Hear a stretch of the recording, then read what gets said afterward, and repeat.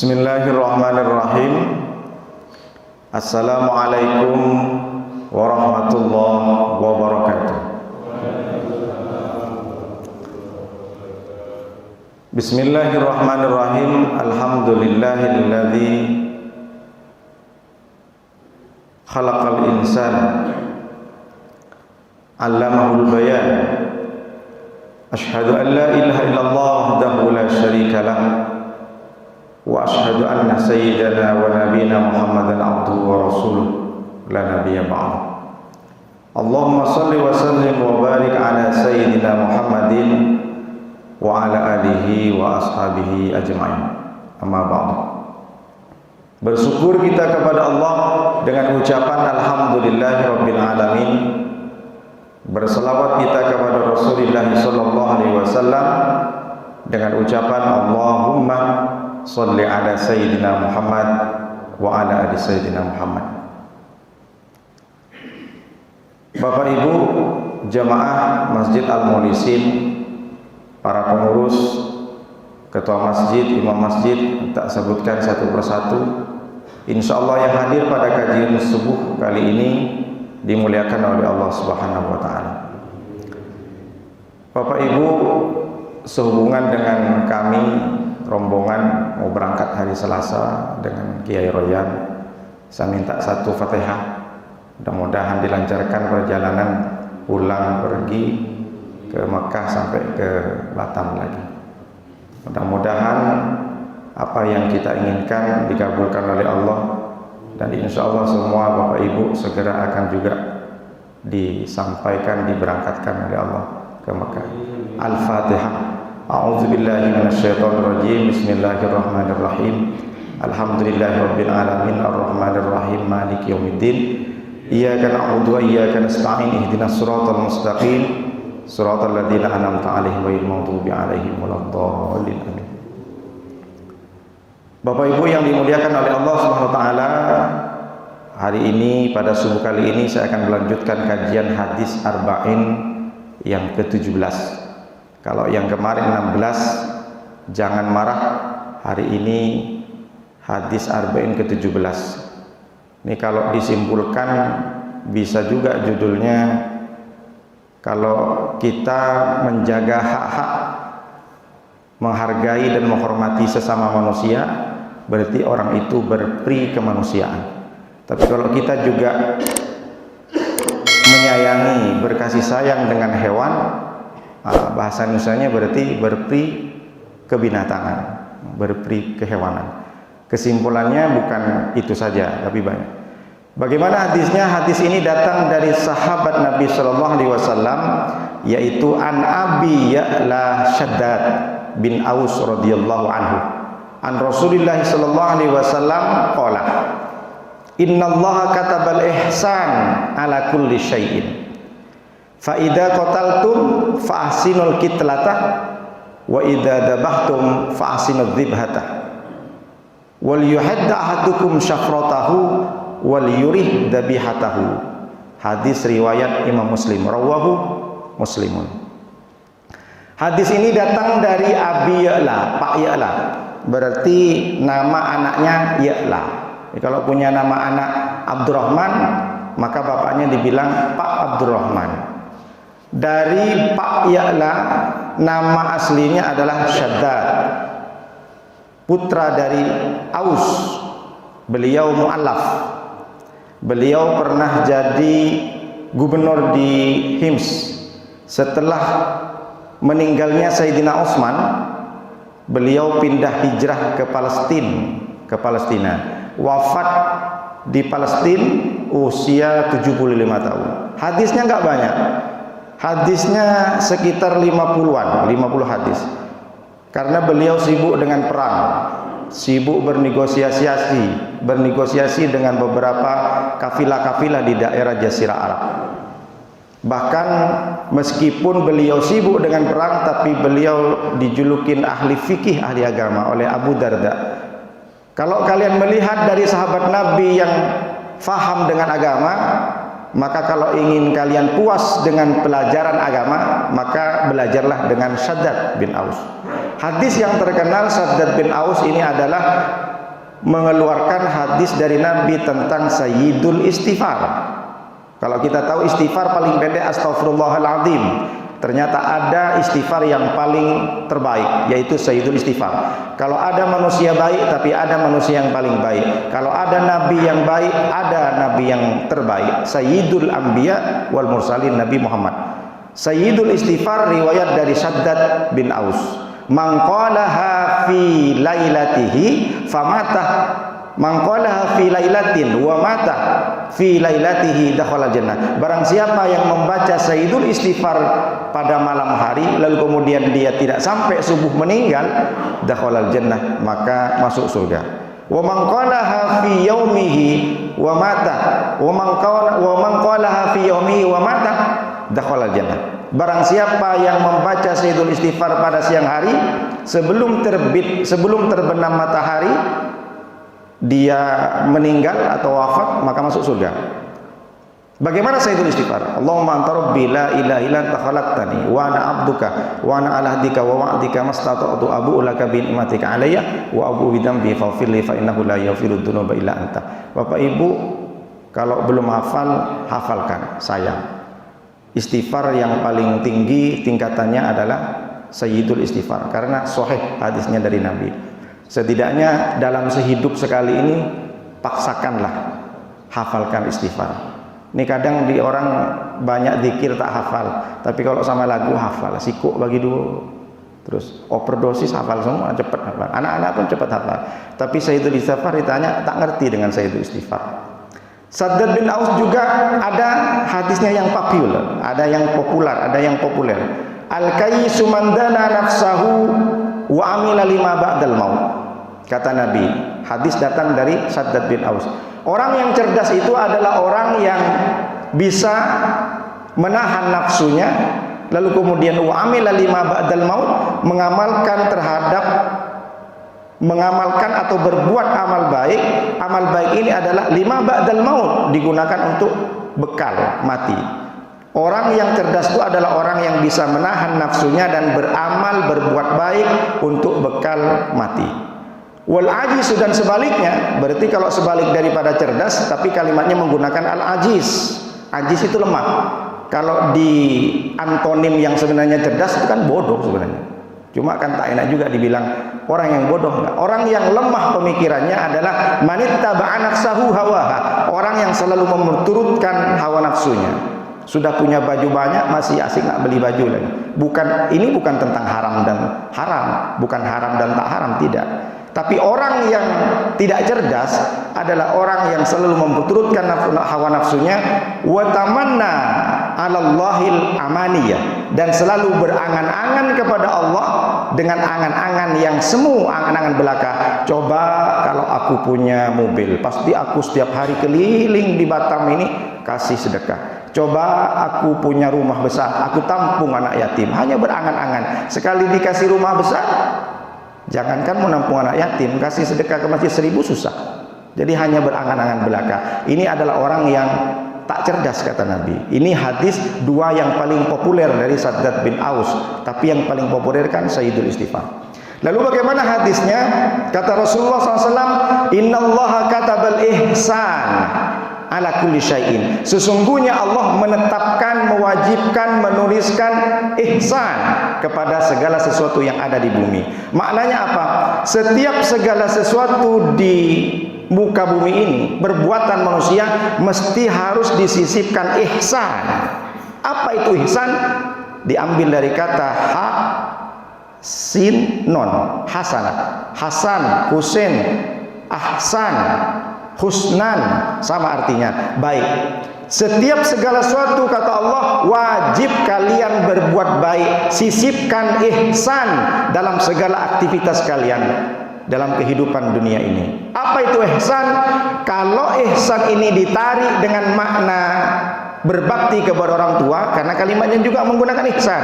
Wa qadara rabbuka alla ta'budu illa iyyahu wa bil walidaini ihsana. Sering saya sampaikan, berbuat baik kepada orang tua, Allah menyebutnya dengan kata ihsan.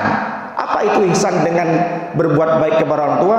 Membalas budi orang tua lebih daripada semestinya. Seperti apa? Kalau ada orang mengatakan dia sudah membalas budi orang tua karena sudah umrohkan, karena sudah hajikan, apakah itu termasuk ihsan? Belum. Kalau ada orang dia mengatakan saya sudah berbuat baik kepada orang tua karena saya sudah belikan emas sampai 20 kg, apakah itu termasuk ihsan? Belum. Kalau ada orang mengatakan setiap hari saya layanin orang tua saya gendong.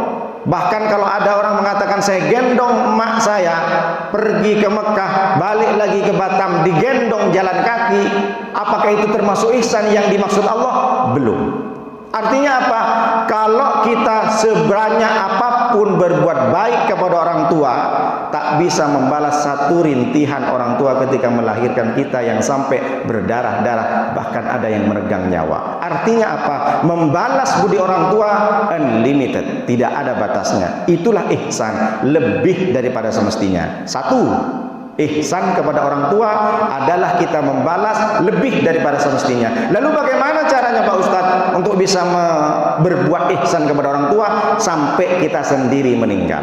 Jadi kalau orang tua sudah meninggal, terus kita sedekah. Ada duit, ini sedekah untuk emakku, ini sedekah untuk bapakku yang sudah meninggal. Sampai kita sendiri kembali kepada Allah, baru kita sudah punya batasan bisa membalas orang tua. Artinya Bapak Ibu, maknanya ihsan ini jangan pernah tidak atau jangan pernah berhenti untuk berdoa dan berbuat baik. Sedekahkan untuk emak dan bapak kita, itu kepada orang tua. Lalu ihsan juga ada dalam ibadah. Ada iman, ada Islam, ada ihsan. Kalau iman, antu'mina billahi wa malaikatihi wa kutubihi wa rusulihi wal yaumil akhir bil qadari wal khairihi wa syarrihi. Kalau iman itu adalah rukun 6, rukun iman yang 6 sudah tahu kita. Islam, syahadat, salat, puasa, zakat, haji kalau mampu.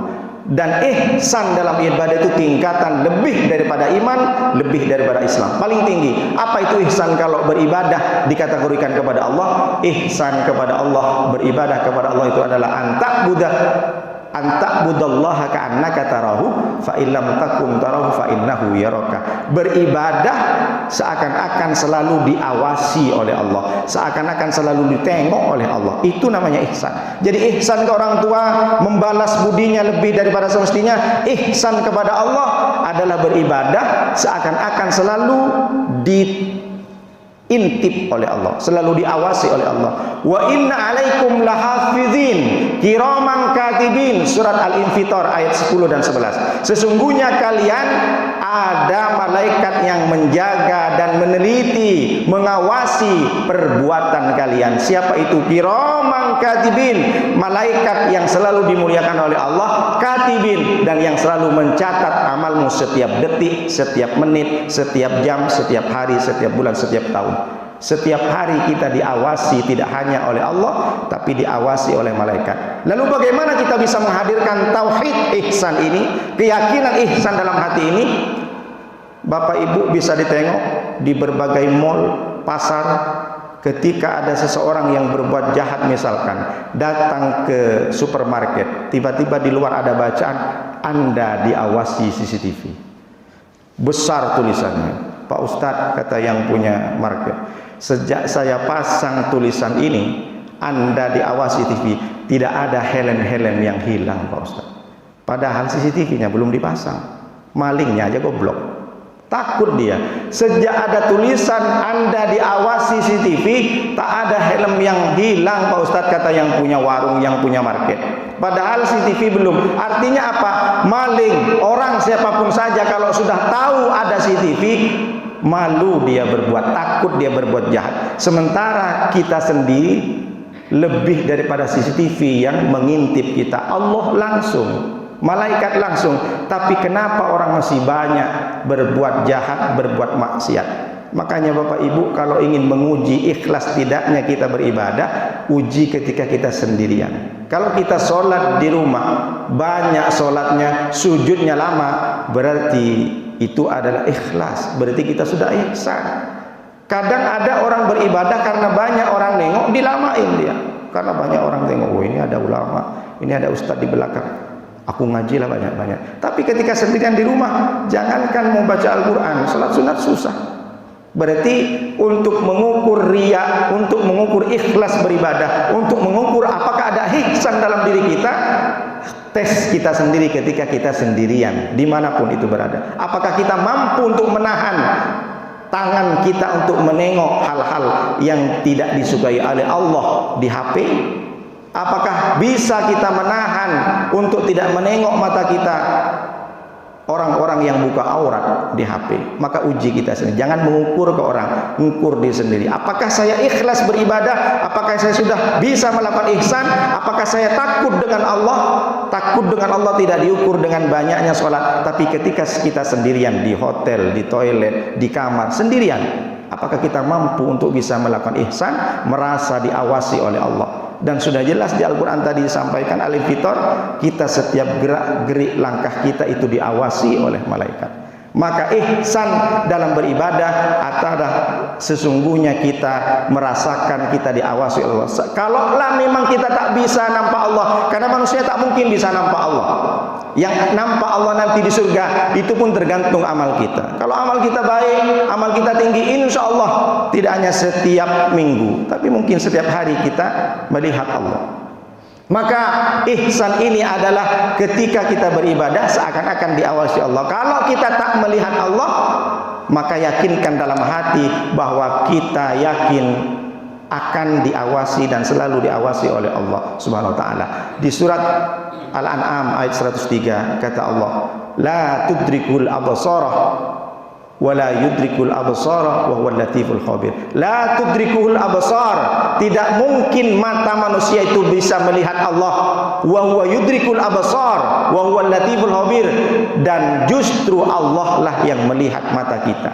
Jadi kalau ada orang bisa mengatakan saya bisa melihat Allah, itu murtad. Nabi Musa saja tak mampu, maksa untuk pengen ketemu dengan Allah. Nabi Musa akhirnya Allah tidak tampakkan wujudnya. Allah tampakkan sinarnya saja sudah pingsan.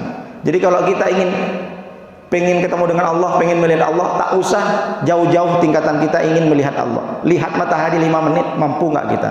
Kalau nggak, buta mata kita. Jangankan mau melihat Allah, lihat ciptaan Allah saja kita tak mampu.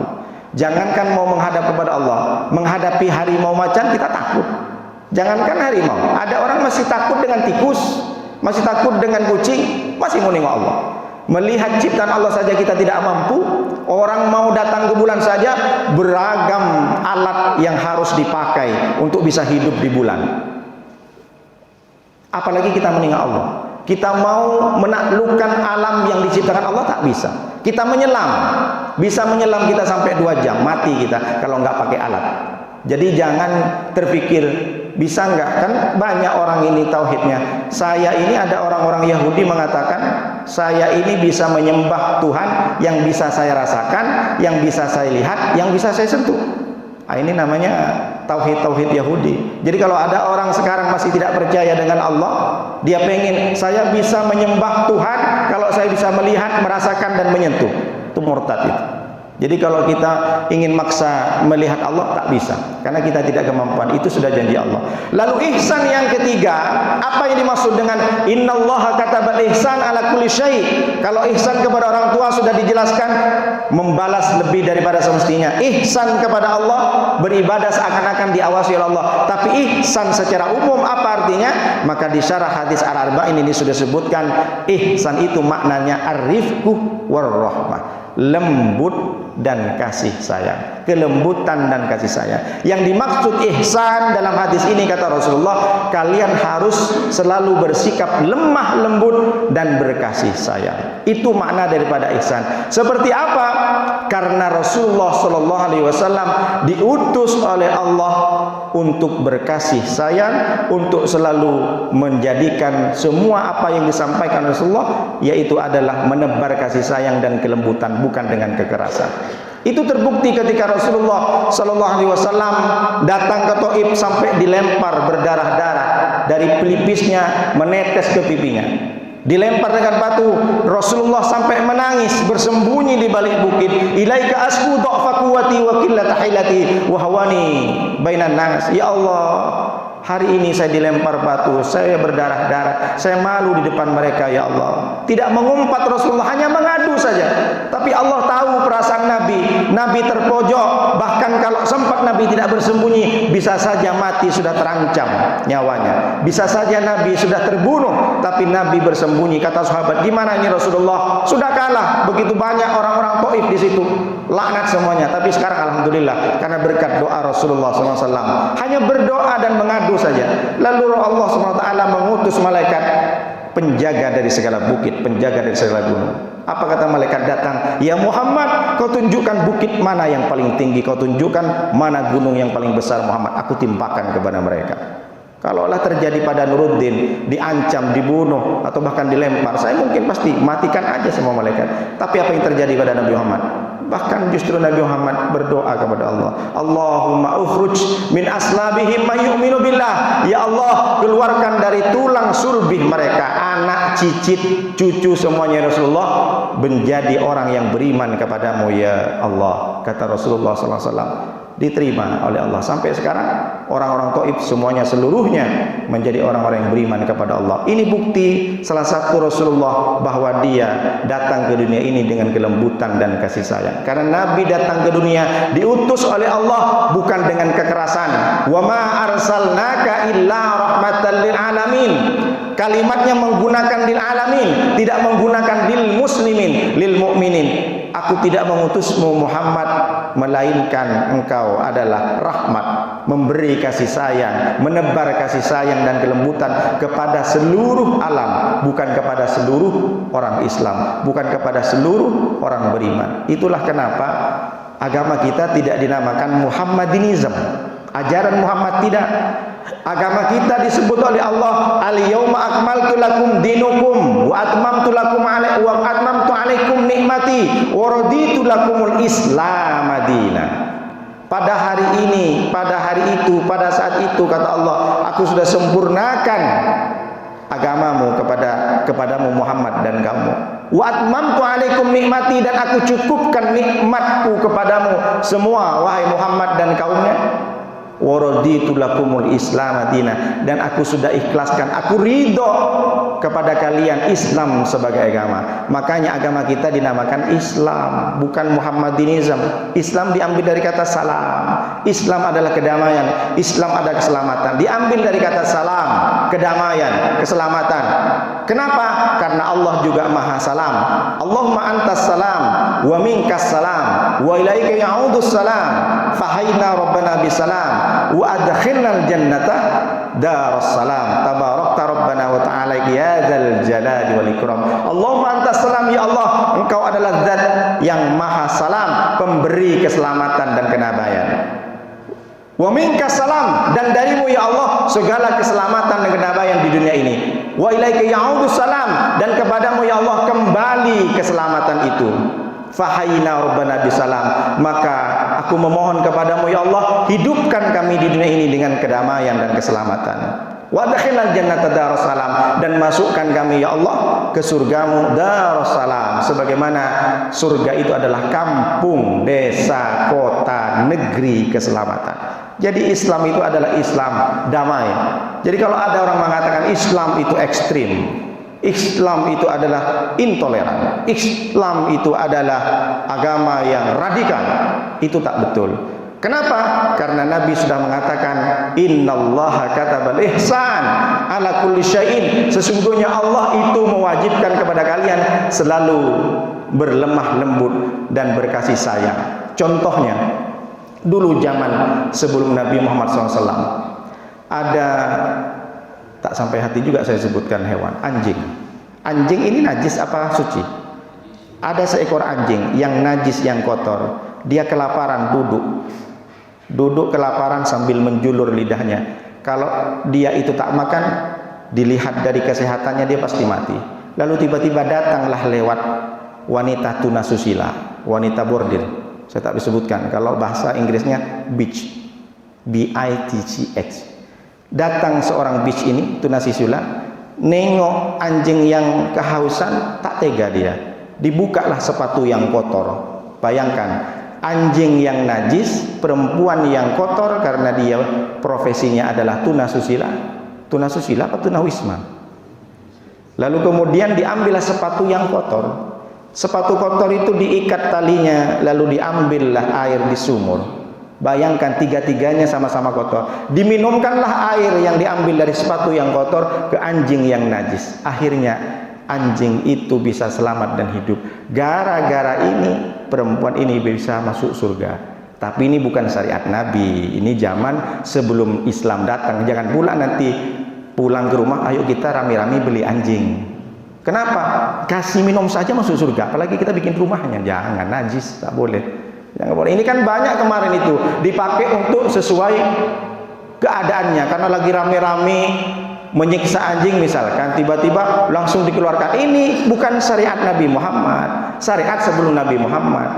Jadi apa maknanya? Substansinya, berkasih sayang kepada seekor anjing yang najis saya bisa menyebabkan perempuan yang kotor ini bisa masuk surga. Apalagi kita berkasih sayang kepada manusia. Ini substansinya. Sebaliknya juga ada seorang yang laki-laki rajin ibadahnya, malamnya puasa, malamnya itu qiyamul lail, siangnya puasa, tidak berhenti ngaji Al-Quran siang hari, malam hari. Tapi ternyata di rumahnya dia punya kucing yang ditahan. Dari saking jengkelnya sama kucing ini, dia kurung kucingnya di rumah sampai mati. Meskipun dia sudah puasa setiap hari, ibadah tahajud setiap malam, tapi dia menyiksa kucing sampai mati. Tidak dipukul, hanya tidak dikasih makan. Dari saking jengkelnya ditahan, dikurung kucing, mati. Gara-gara itu dia tidak masuk surga, masuk neraka. Dan baru-baru ini sudah ada di viral, laki-laki itu menyembelih kucing. Orang Bengkulu kalau nggak salah, ditangkap. Setelah ditangkap pakai ayat pula dia.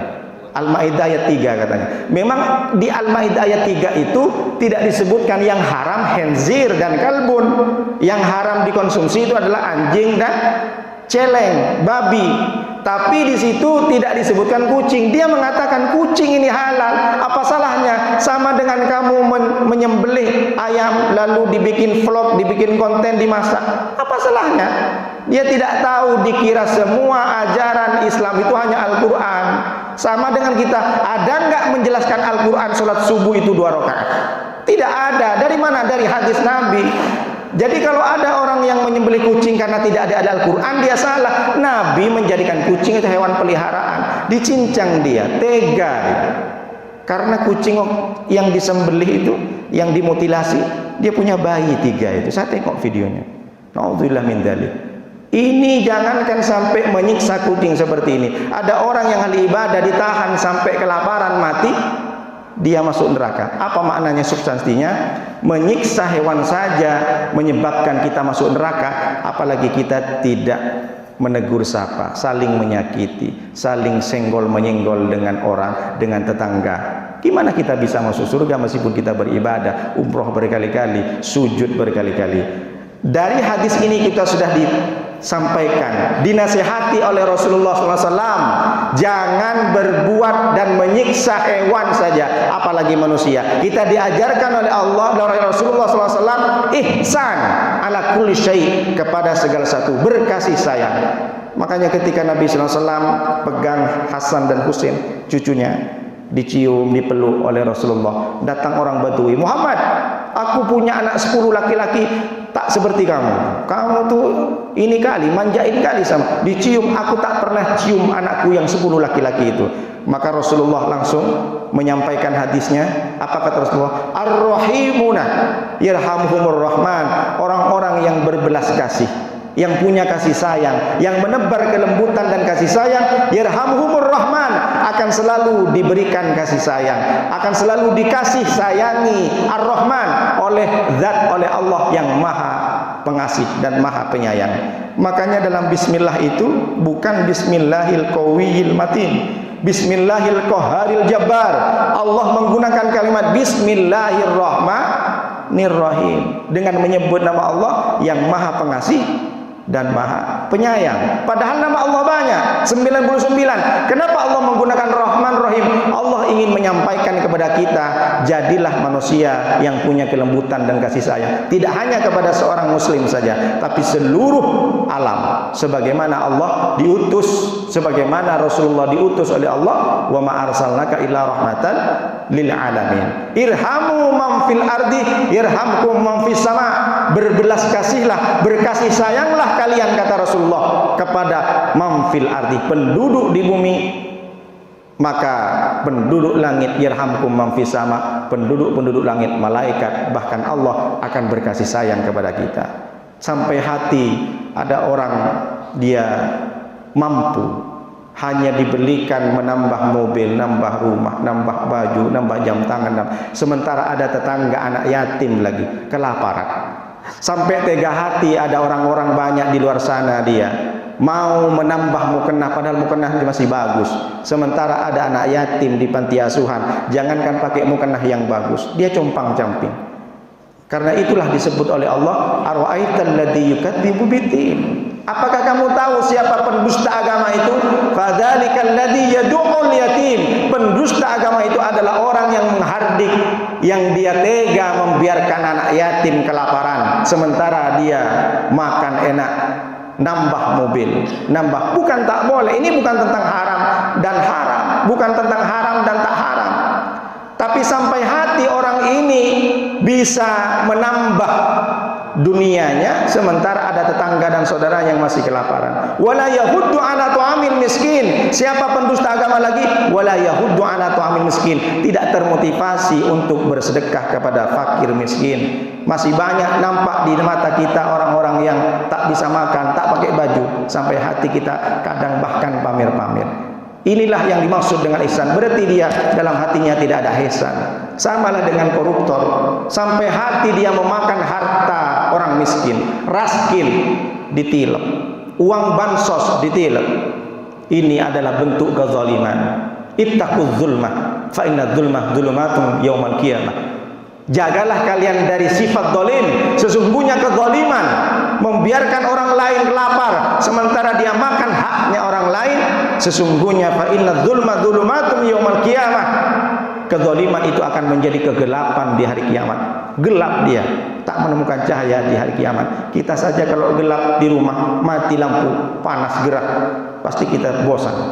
Inilah kenapa Rasulullah mengatakan innallaha katabal ihsan ala kulli. Jadi yang dimaksud dengan ihsan secara umum ar-rifqu war-rahmah, kelembutan dan kasih sayang. Lalu dijandutkan oleh Rasulullah, fa idza qataltum fa ahsinul qitlata. Jika engkau membunuh, maka bunuhlah dengan baik. Loh, kok bisa bunuh? Bunuh apa? Maksudnya membunuh hewan. Makanya ada hadis Nabi, uqtulul aswadaini. Bunuhlah hewan hitam yang dua. Fi sholat, di dalam sholat. Ketika engkau sholat, nampak dua hewan yang hitam ini, bunuhlah. Apa itu? Al-hayyata wal aqrabah. Ular dan lipan, kalajengking, skorpio, kaki seribu. Kalau dalam sholat Allahu Akbar misalkan ada kalajengking, bunuh, berarti boleh. Bunuh. Tapi bunuhlah dengan yang baik. Jangan pula ada lipan dibunuh, diambil kakinya dulu. Habis itu kaki kanan diambil semua, kaki kiri diambil semua, dicabut. Enggak dibunuh, disiksa hewan itu. Lalu kemudian ekornya juga dicabut. Silahkan kau kasih tahu sama temanmu, ganggu-ganggu orang sholat lagi. Seperti inilah nasibmu, katanya. Bilang sama si lipan.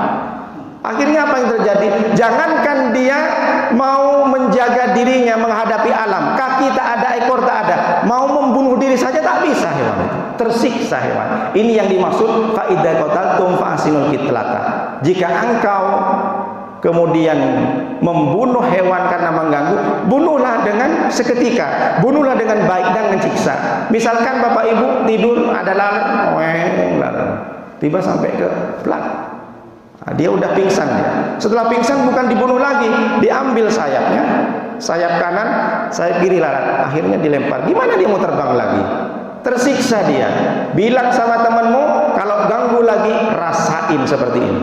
Ini namanya orang-orang yang jahat. Jadi jahat itu bukan kepada orang saja. Kalau membunuh orang beda lagi. Kan sudah ada hadis yang disampaikan. La yahillu damu mri'in illa bi ihda salasin. Tidak halal darah seorang muslim kecuali tiga. Asaibus sani adalah orang yang sudah punya suami, punya istri masih selingkuh, selimut tetangga, dia berselingkuh, berzina, maka bunuh. Yang bunuh bukan kita, tapi hakim seperti di Mekah.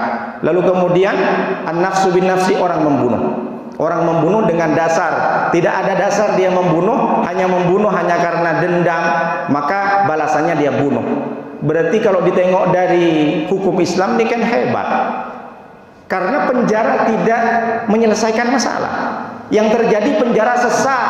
Akhirnya apa yang terjadi? Karena saking banyaknya orang yang ditindak pidana, sesak dia, berontak di penjara. Akhirnya ada yang bakar, akhirnya ada yang membunuh sipirnya. Berarti kalau ditengok Islam ini, kalau orang bunuh saja. Tega kali hukum Islam. Jangan nengok orang yang diberikan hukuman bunuh, tapi tengoklah korban. Misalkan ada orang yang perkosa anak di bawah umur. Jadi kalau kita rasakan seandainya anak itu adalah anak kita sendiri yang bunuh. Berarti dalam Islam ini sudah jelas, kalau ada orang yang membunuh seperti pembunuhan yang tak selesai-selesai, mau Komnas HAM, LPSK, bunuh saja sebenarnya, selesai. Jadi tak bikin masalah. Ini masih naik banding lagi dan segala macam. Jadi dalam Islam, jadi jangan dikira ekstrim. Kalau dikira ekstrim pembunuhan, Bapak Ibu pernah nengok ya bagaimana prosesi hukuman mati di Mekah itu. Saya belum nyampe ke Mekah. Insya Allah nanti kita tengok kalau sempat Kak Kiai. Jadi langsung dibunuh plus sekali, tus dari belakang, dari sini. Jadi membunuh, hukuman bunuh kepada manusia juga fa ahsinul qitlatah, harus membuat kebaikan dalam pembunuhan. Jangan pula nanti membunuh orang, hukuman itu kayak kita cincang daging sapi waktu kurban. Tersiksalah orang itu. Jadi pembunuhan yang dimaksud hadis ini adalah untuk hewan. Tapi kalau dalam manusia adalah hakim, adalah qadhi, adalah yang memang berhak, bukan kita sendiri. Makanya pembunuhan itu bunuhlah dengan baik.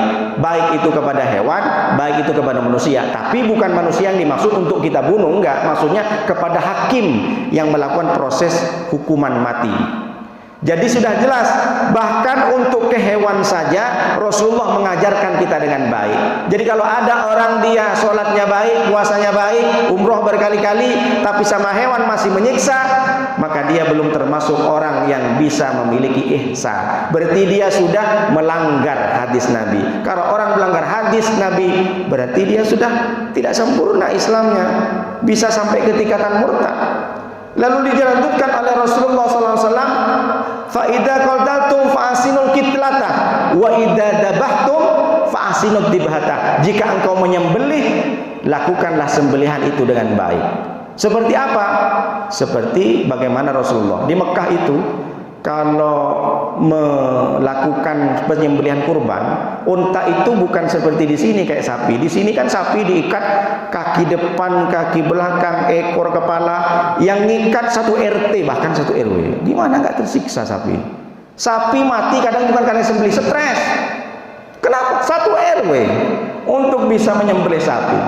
Di Mekah itu unta itu pakai kayak celurit panjang, dicantolin gitu aja, jadi diikat ke pohon. Saya tengok videonya, langsung mati. Karena mereka tahu sudah bacer, lauter, si penyembelih itu tahu ada dua aliran, dua saluran nafas dan saluran makan. Kalau dua-duanya ini putus, selesai.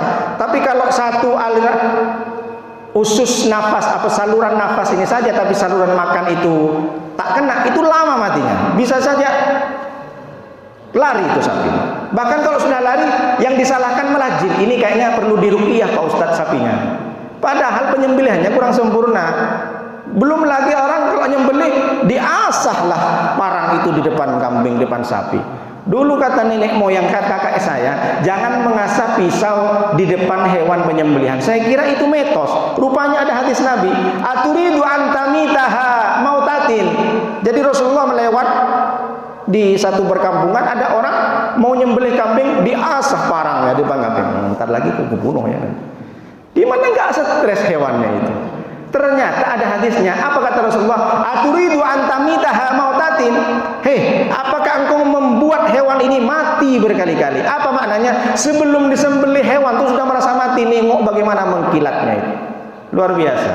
Makanya di Australia pernah di satu vlog saya baca di internet, artikel di online itu, Orang Australia itu kecewa dengan orang Indonesia karena nengok penyembelihannya itu luar biasa. Kadang satu kampung katanya nengok menyiksa hewan. Di Australia, di Irlandia, di Switzerland, sapi-sapi itu ditangkar aja, digembalakan aja, habis itu tinggal sembelih. Kok bisa caranya? Tak usah diikat, karena mereka pakai apa namanya? Captive ball. Mereka pakai stunning. How to spell? S-T-U-N-N-I-N-G. Stunning tulisannya, bacanya stunning. Stunning itu artinya pemingsanan. Dibuat pingsan dulu hewan itu. Jadi sebelum disembelih sapi itu di stunning. Stunning itu dia captive ball. Dia macam tembak, tapi pelurunya itu tak keluar. Ditembakkan ke otaknya sapi. Plus. Jadi sapinya bikin bodoh. Pingsan dia. Tapi durasinya cuma 30 detik. Maka harus cepat disembelih. Ini jadi perdebatan dulu di MUI. Bagaimana proses penyembelihan sapi? Di stunning dulu. Dibikin pingsan dulu. Pertama ada yang tak boleh. Rupanya setelah diteliti, ternyata stunning itu ada skalanya. Skala paling tinggi adalah 7. Kalau lebih dari 7 membuat sapi mati karena beku darah di otak, membiru, mati dia. Jadi dia macam tekanan. Bus. Langsung pingsan. Kalau skalanya 7, jadi diukur dia. Ini sapi limusin atau sapi al-muhlisin. Kalau sapi al-muhlisin mungkin skala 6 atau skala 7. Sampai kelas 10 mati dia. Jadi kalau proses penyembelihannya gara-gara di stunning, maka haram. Karena bukan proses penyembelihan. Maka setelah di stunning 30 detik cepat disembelih. Kalau 30 detik tidak disembelih, bisa saja sapi tambah ngamuk. Karena otaknya udah berkecamuk, sudah diganggu stunning. Makanya itu proses stunning di Australia. Sampai sekarang, kalau di Irlandia, sapi itu dihimpit dengan dinding besi, baru diputer, dibikin pusing. Setelah teler baru sembelih. Tapi kan stylenya ini style agak menyiksa juga, bikin pusing juga. Yang bagus ini yang di Australia di Switzerland, jadi di stunning. Ada yang tanya, Pak Ustadz, kalau dipakai untuk suami gimana Pak Ustadz? Di stunning. Kenapa? Suami saya asik nak ngamuk terus Pak Ustadz, kayak banteng katanya di rumah. Sering pergi keluar, kata ibu-ibu itu. Jadi kalau stunning, makanya ditanya Pak Ustadz kemarin, Jeng, itu suamimu kok sudah ngasih terus? Kamu ikut Sumba, ikut ini, dikasih ikut arisan. Iyalah aku pakai stunning kemarin, tapi skala 7 Jeng. Jangan sampai skala 8, mati suami kita. La ilaha illallah.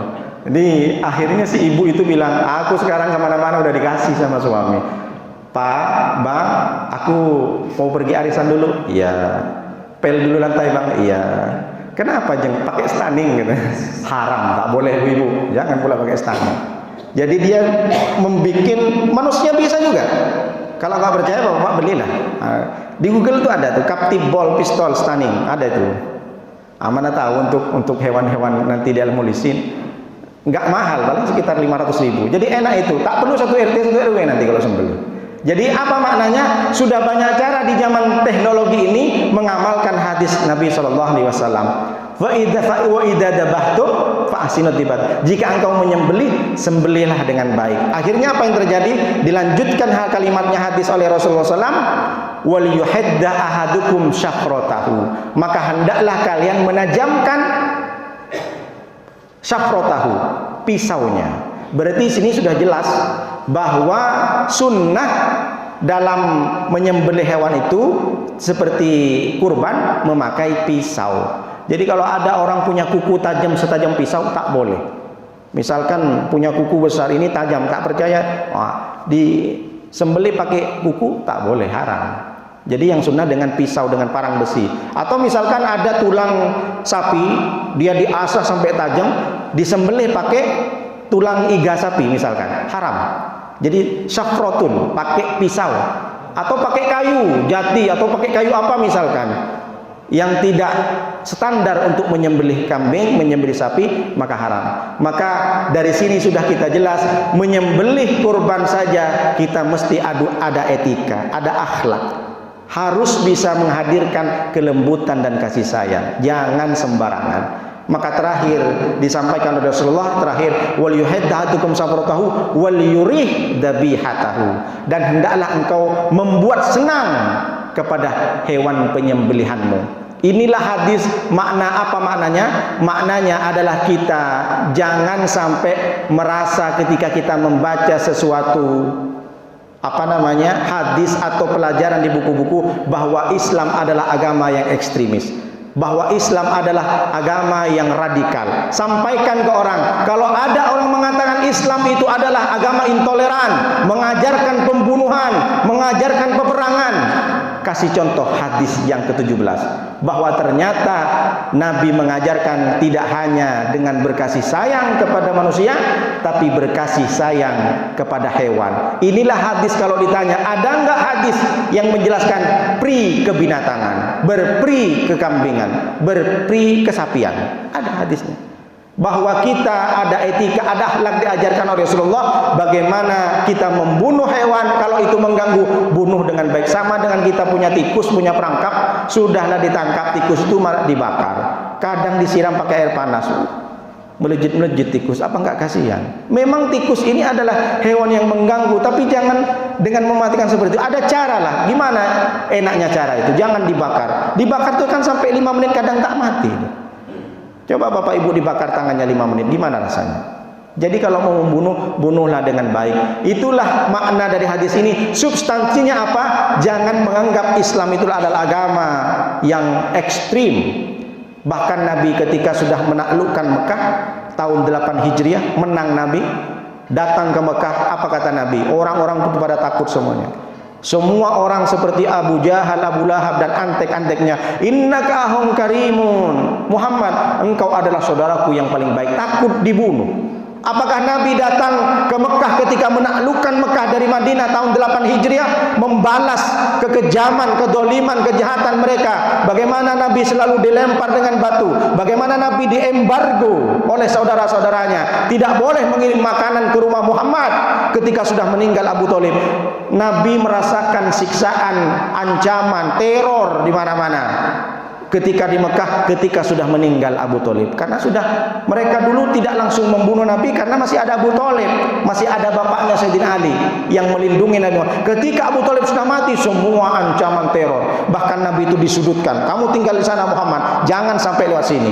Bahkan sama istri Abu Lahab, wa imra'atuhu hammalatal hatab, dikasih di mana Muhammad jalan, dikasih duri dan kaca-kaca di situ biar mati Muhammad ke masjid lewat sini, kasih duri. Makanya disebutkan wa imra'atuhu hammalatal hatab, istri Abu Lahab itu dikalungin rantai dari neraka, dicelupin ke neraka, setelah jadi tulang diangkat lagi jadi perempuan yang utuh, dimasukkan lagi. Itulah siksaan istri Abu Lahab. Apa kata Nabi SAW ketika berdiri memegang pedang? Jangan dianggap Nabi ketika memegang pedang tangan kanan, tangan kiri memegang Al-Quran. Hei kalian yang mau masuk Islam silahkan, tak mau masuk Islam saya bunuh. Tidak ada ajaran Nabi seperti itu.